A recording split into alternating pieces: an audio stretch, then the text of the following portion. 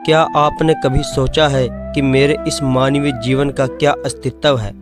मेरे लिए इस मानव जीवन जो कि ईश्वर की अनमोल देन है, उसका क्या महत्व है?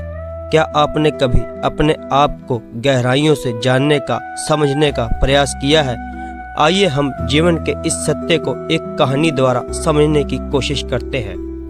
साथ संगत जी, बड़े प्रेम से कहना धन निरंकार जी।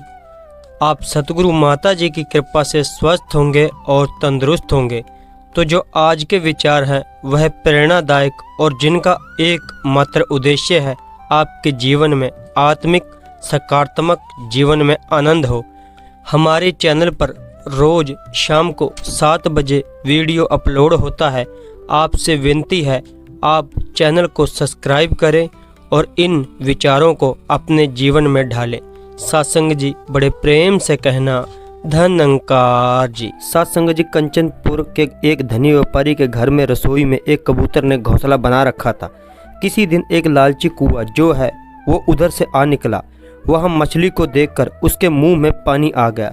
तब उसके मन में विचार आया कि मुझे इस रसोई में घुसना चाहिए, लेकिन कैसे घुसूं? ये सोचकर वह परेशान था। तभी उसकी नज़र वह कबूतरों के घोंसले पर पड़ी। उसने सोचा कि मैं अगर कबूतरों से दोस्ती कर लूं तो शायद मेरी बात बन जाए। कबूतर जब दाना चुगने के लिए बाहर निकलता है तो कौवा उसके साथ साथ निकलता है। थोड़ी देर बाद कबूतर ने पीछे मुड़कर देखता तो देखा कि कौवा उसके पीछे पीछे। इस पर कबूतर ने कौवे से कहा, भाई तुम मेरे पीछे क्यों हो? इस पर कौवे ने कबूतर से कहा कि तुम मुझे अच्छे लगते हो, इसलिए मैं तुमसे दोस्ती करना चाहता हूँ।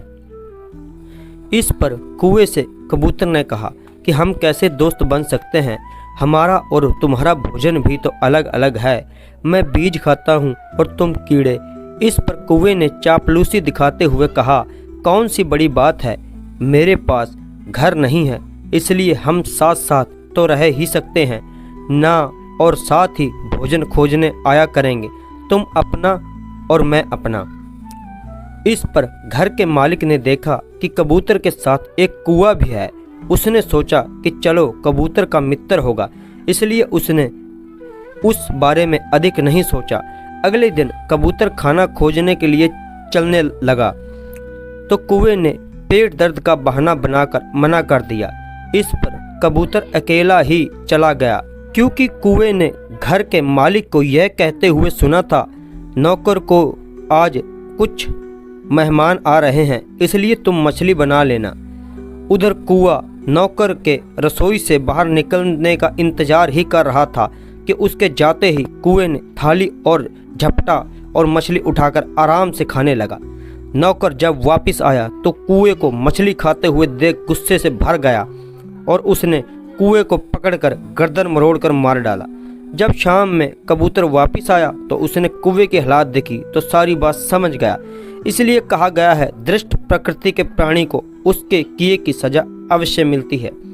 इसलिए अगर हम किसी से दोस्ती करें तो उसको हम अच्छी से टटोलें, क्योंकि हो सकता है उसके मन में कुछ और हो और वह बाहर से दिखावा कुछ और करता हो। तो ये कहानी से हमें यही शिक्षा मिली। और अगर आप नए हैं तो चैनल को सब्सक्राइब करें और हमारी प्यारी सी फैमिली का हिस्सा बने। धन निरंकार जी।